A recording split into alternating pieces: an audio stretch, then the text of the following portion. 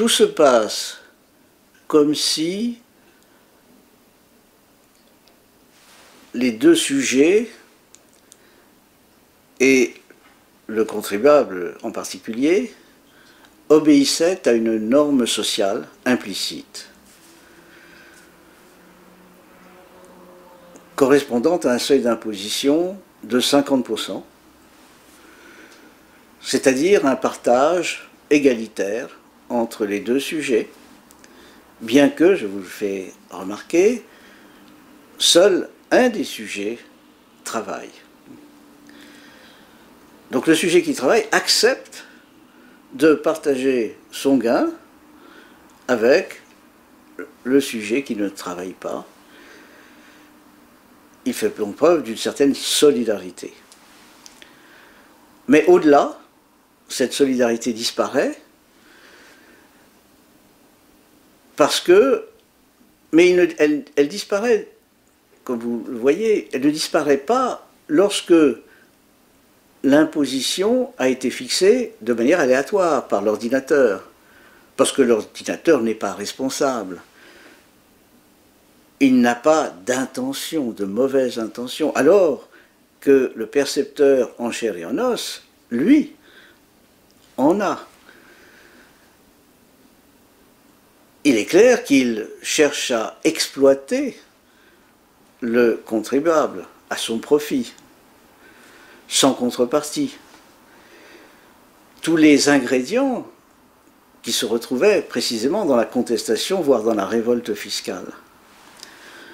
Donc nous retrouvons ces ingrédients en miniature, en, comment dire, in vitro, pourrait-on dire, en laboratoire.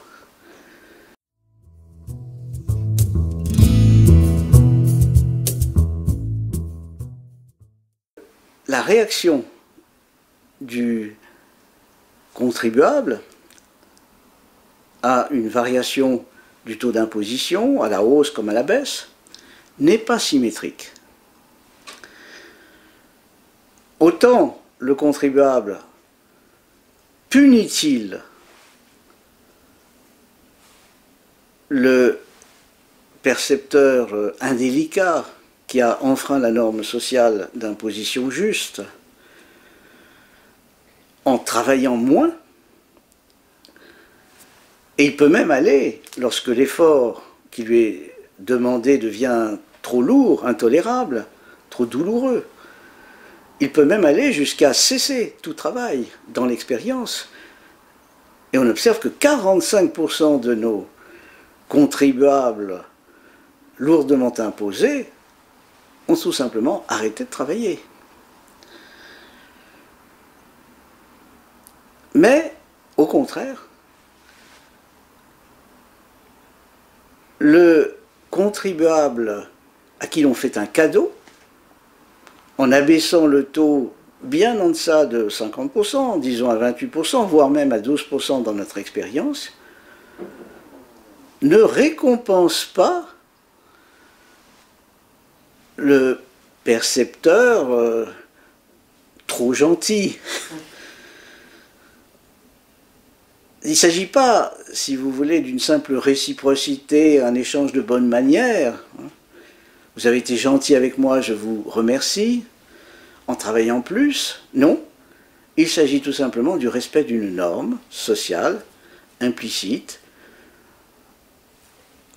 Dès que cette norme n'est pas respectée, le contribuable fait en sorte qu'elle le soit, qu'elle le devienne. Et si ce n'était pas la première fois, s'il n'a pas été respecté une fois, le percepteur, soit le percepteur indélicat qui surtaxe, soit au contraire le percepteur trop gentil qui sous-taxe, dirait-on, comprend vite, par la réaction du contribuable, ce qu'il doit faire, et il s'aligne à nouveau sur la norme.